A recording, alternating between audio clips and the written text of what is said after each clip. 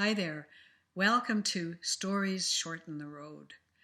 Today, my story for you is a winter story.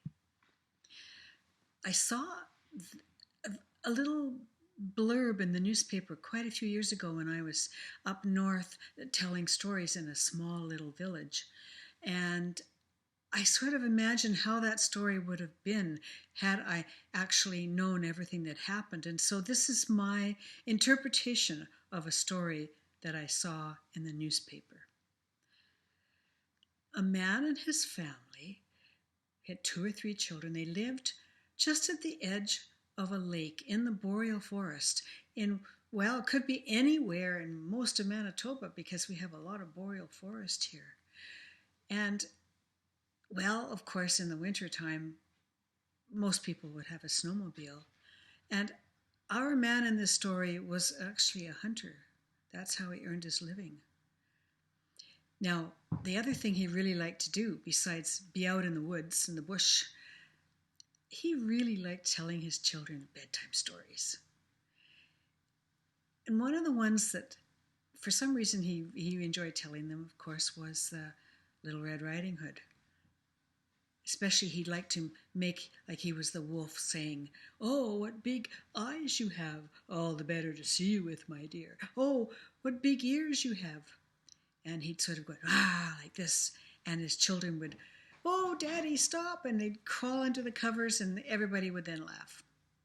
Well, his life changed this one day when he decided to go hunting on his snowmobile and check out some of his trap lines as well.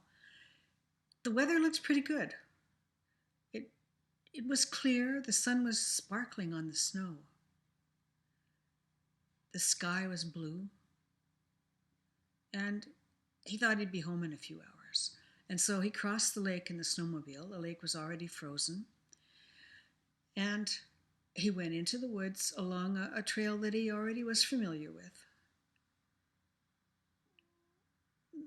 He went for a little while until he started noticing the weather was changing.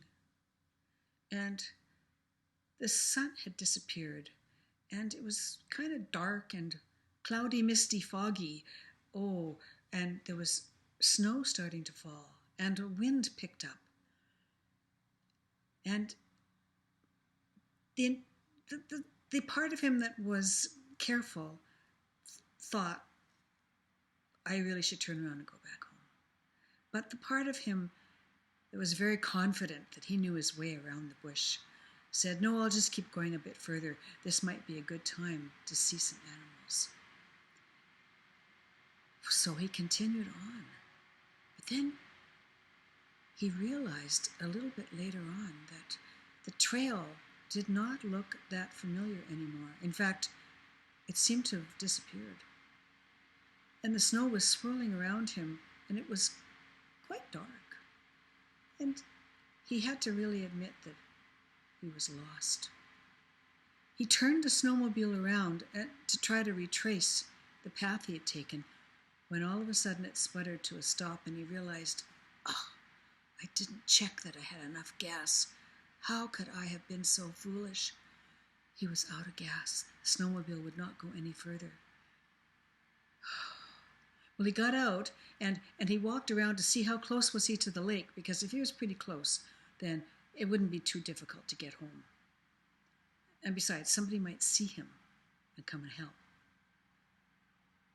But he was nowhere near the lake that he could see, and his boots filled with snow, and the snow was wet, that kind of wet snow that comes with some of the blizzards that we get sometimes in Manitoba. He took off his boots and sat back into the snowmobile, and they were wet, and his feet were cold. So he put his gloves on his feet, and then he put his hands under his arms to keep them warm, and thought about what he should do. "Help!" he called out. "Help!" But nothing happened. And the rest of that day and the night came and went. And he stayed in his snowmobile. Luckily, it wasn't terribly, terribly cold, and he had all of his warm clothes on. but he was cold and hungry and tired. And the next day came, and he thought, well, should I get out and walk? Or should I stay with the snowmobile? Surely when I didn't come home last night, my wife would have wondered, and maybe she would get the RCMP to come looking for me, the Mounties, or some of our neighbors on their snowmobiles. So he stayed by the snowmobile for about half of that day, and it was really hard to stay put. He really wanted to get out and walk and see if he could find his own way back to the lake. When, towards the afternoon, he was conscious of another being, another creature, somewhere nearby. And when he looked around from his place on his snowmobile, he saw a pair of eyes looking at him. It was a little bit snowy, and he looked hard and he looked hard, and he saw it was actually a large gray wolf. The wolf, though, didn't do anything. The wolf just stood there looking at him. And then the wolf turned around and walked into the woods, deeper into the woods. Oh, I'm glad that happened. Oh, the wolf's gone, great. But then he felt somehow strangely alone after the wolf had left. But a little while later, the wolf came back and stood in the same place and stared at the man. And stared and stared and stared without moving its head. And then it got up and it walked into the woods again. And the man started to think, I wonder if it's trying to tell me something. Am I supposed to follow the wolf? Well, if it comes back again and does the same thing, I'm going to follow it. And sure enough, not too long after, the wolf returned and stood there and stared at the hunter as he sat in his snowmobile. And stared and stared. And the man climbed out of his snowmobile. And when that happened, the wolf turned around and walked back deeper into the forest, exactly as it had done 2 times before. The man followed. And the wolf did not go too quickly. It was hard to see, deep in the woods, and it wasn't sunny. It was still snowy. And he noticed that the wolf would stop and wait for him to catch up. Well, of course, I have to say, he had put his boots back on again, even though they were a little cold and wet. They walked for quite a while, and then they came upon a clearing. And he saw a dark shape in the clearing, not very high, just low, and wondered what it was, but the wolf was heading in that direction, and the closer they got to this dark shape, the hunter realized, why, it was a trapper's cabin. You see, trappers often would build just a small cabin, hardly tall enough to stand up in, and they would have supplies in there. Oh, there would be a cot with some blankets and maybe some food in tins so the mice wouldn't get at it. There might be snowshoes hanging up. There might be a pail so you could collect snow and melt it. There would be firewood. Everything that they might need if they were caught in a storm. And of course, I've been told that the cabins were hardly ever locked in case anybody else needed it. The wolf walked right up to the cabin door, and then he walked to the side and he sat there in the snow until the man reached the door, opened it up, and went inside. And when he looked back out again, the wolf was gone. Inside, he found everything he needed.